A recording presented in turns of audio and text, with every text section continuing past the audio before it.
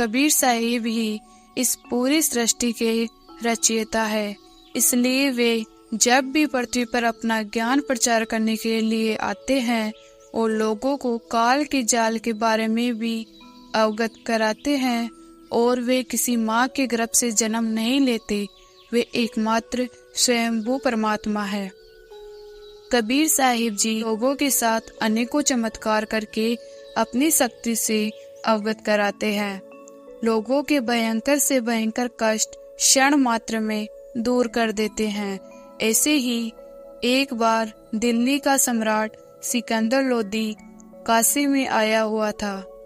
सिकंदर लोदी कबीर साहिब जी का चमत्कार देखकर अति प्रसन्न हुआ, क्योंकि सिकंदर लोदी बहुत ही भयंकर जलन के रोग से ग्रसित था। इसलिए सिकंदर लोदी उस समय के काशी नरेश के कहने पर सिकंदर लोदी अपनी जलन के रोग का निवारण के लिए कबीर साहिब जी के पास जाते हैं। पूर्ण ब्रह्म कबीर साहिब जी ने दिल्ली के बादशाह सिकंदर लोदी का जलन का रोग आशीर्वाद मात्र से ही ठीक कर दिया था, जिसके लिए सिकंदर लोदी ने पहले कई प्रयत्न किए थे, लेकिन ठीक नहीं हो रहा था। और वहीं सिकंदर के द्वारा कबीर साहिब जी के गुरु रामानंद जी की गर्दन काट देने पर कबीर साहिब जी ने उन्हें भी सिकंदर लोदी के सामने जीवित कर दिया था। इसलिए सिकंदर लोदी कबीर साहिब जी के चमत्कारों से बहुत प्रभावित हुआ। सिकंदर लोदी ने कबीर साहिब जी से निवेदन किया कि हे अल्लाह, आप मेरे साथ दिल्ली चलने की कृपा कीजिए, क्योंकि दिल्ली में हिंदू मुसलमानों का आपस में बहुत मनमुटाव रहता है और हमेशा लड़ मरने पर तुले रहते हैं। अगर आप जैसे महापुरुष वहाँ चले तो यह आग शांत हो जाएगी। कबीर साहब ने कहा कि बादशाह, मैं केवल मेरे सच्चे भक्त के घर ही जाता हूँ, उसी का अनुग्रहण करता हूँ। अगर आप मेरे से उपदेश लेते हो तो मैं आपके साथ चल सकता हूँ। सिकंदर लोदी ने कहा कि हे अल्लाह के स्वरूप, आज के बाद का मेरा जीवन आप ही का है, आपके दास को उपदेश दीजिए वफन। कबीर साहब सिकंदर लोदी को उपदेश दिया और उसके साथ दिल्ली को चलने के लिए राजी हो गए। सिकंदर लोदी बहुत खुश था। सिकंदर लोदी का एक धार्मिक गुरु शेख तकी भी था। वह कट्टर मुसलमान पीर था। जब सिकंदर लोदी ने सारी बात शेख तकी से बताई तो उसे बहुत बुरा लगा और कबीर साहिब से नफरत करने लगा। सिकंदर लोदी भी कबीर जी की सेवा और उनके साथ ज्यादा रहने लगा। शेख तकी ने सिकंदर लोदी से बोलना बंद कर दिया और कबीर साहिब जी को नीचा दिखाने के लिए प्रयत्न करने लगा। सिकंदर लोदी को चिंता हुई कि शेख तकी के इशारों पर पूरा मुसलमान समुदाय नाचता है, वह उन्हें भड़का कर मेरे साथ कुछ गलत कर सकता है और कबीर साहिब जी को भी जान से मरवा सकता है। सिकंदर लोदी ने शेख तकी से पूछा कि हे पीर जी, आप मेरे से क्षुब्ध क्यों हैं? मैंने ऐसा क्या अपराध कर दिया? शेख तकी ने कहा कि मेरी क्या जरूरत है तुम्हें, जा और कबीर की सेवा कर ले। कह दूंगा मैं सब मुसलमानों से कि बादशाह हिंदू गुरु को लाकर काफिर बन गया है। सिकंदर लोदी बहुत दुखी हुआ और चिंतित हुआ और कहा कि पीर जी, कबीर साहिब जी ने तो मुझे नया जीवन दान दिया है और उनके गुरु को भी मेरे सामने जीवित किया है। उनका इरादा सिर्फ लोगों को सुखी करना है, वह तो स्वयं अल्लाह का ही स्वरूप है। शेख तकी ने कहा, अच्छा, वह जुलाहा कब से अल्लाह बन गया?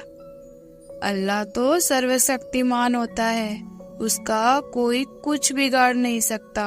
अगर वह अल्लाह है तो उसकी एक परीक्षा होनी चाहिए। सिकंदर लोदी ने कहा कि कैसी परीक्षा? शेख तकी ने कहा कि उस कबीर को उबलते तेल की कढ़ाई में डालेंगे, अगर वह अल्लाह है तो उसको कोई हानि नहीं होगी। सिकंदर लोदी धर्म संकट में फंस गया और बहुत चिंतित हो गया। शेख तकी ने कहा कि है हिम्मत तेरे कबीर में, ऐसे ही मैं कैसे उसको अल्लाह मान लूं? नहीं तो पूरे मुसलमानों को मेरा एक आदेश ही काफी है।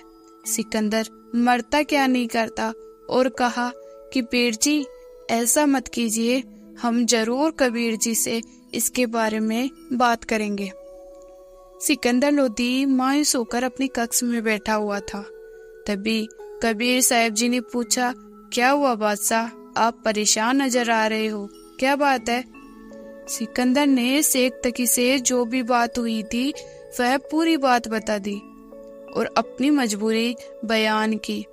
कबीर साहब जी ने कहा कि चिंता की कोई बात नहीं है और अपने पीर जी को बोल देना मैं इस शर्त के लिए तैयार हूँ, अपने कार्यक्रम की तैयारी करे। सिकंदर लोधी बहुत ही खुश हुआ और अपने धर्म गुरु शेख तकी के पास में गया और कहा कि पीर जी कबीर साहब जी की परीक्षा देने के लिए तैयार है और आप अपने कार्यक्रम की तैयारी कीजिए। शेख तकी ने पूरे शहर में यह संदेश भिजवा दिया और अगले दिन सभी को एक जगह एकत्रित होने के लिए बोल दिया गया। अगले दिन सभी एक मैदान में इकट्ठा हुए और शेख तकी के आदेश पर एक सेवक बड़े कढ़ाई में तेल उबालने लगे और सभी कबीर साहब जी की लीला का इंतजार करने लगे। कबीर साहब जी सिकंदर लोधी मैदान में कढ़ाई के पास पहुंच गए। तेल बहुत ही ज्यादा गर्म होने की वजह से उबल रहा था।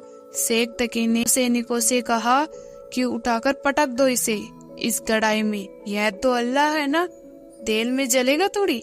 कबीर साहब जी ने कहा कि इतनी तकलीफ करने की कोई जरूरत नहीं है, मैं अपने आप ही इस कढ़ाई में प्रवेश कर जाऊंगा। कबीर साहब वहां से उड़कर तेल के कढ़ाई में प्रवेश कर गए और आराम से उसमें बैठ गए। सभी लोग हैरान थे कि कबीर जी को कुछ हुआ ही नहीं। शेख तकी को और भयंकर जलन हुई और बोला कि ये तो जादू जंतर जानता है। यह तेल जैसा दिखाई दे रहा है वैसा गर्म नहीं है, इसने तेल की तासीर ठंडी कर दी है, यह बस उबलता हुआ दिखाई दे रहा है। सिकंदर लोधी ने सोचा कि सच में कबीर साहब तो बहुत शांति के साथ बैठे हैं, क्या सच में तेल गर्म नहीं है? सिकंदर लोधी ने कहा कि मैं देखता हूँ कि यह गर्म है या नहीं।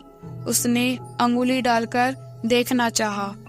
कबीर साहब ने कहा कि बादशाह इस नादान शेख तकी की बातों में मत आना, इस तेल के तपन का कोई अंदाजा नहीं है, आपकी अंगुली इसे नहीं सह पाएगी।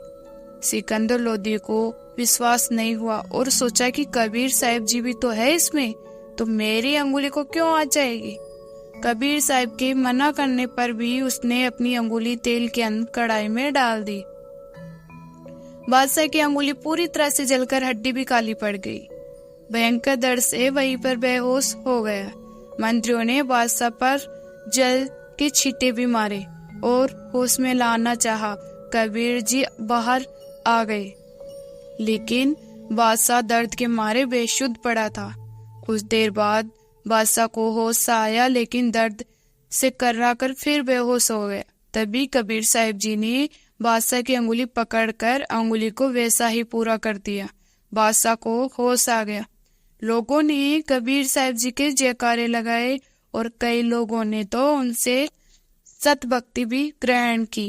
ये 2D एनिमेशन संत रामपाल जी महाराज के सत्संग प्रवचनों का अंश मात्र है। संपूर्ण आध्यात्मिक ज्ञान प्राप्त करने के लिए अवश्य सुनिए संत रामपाल जी महाराज जी के मंगल प्रवचन। आप संत रामपाल जी महाराज जी के मंगल प्रवचन संत रामपाल जी महाराज एप्लीकेशन पर भी सुन सकते हैं तथा उनके द्वारा लिखी पुस्तकें भी डाउनलोड कर सकते हैं।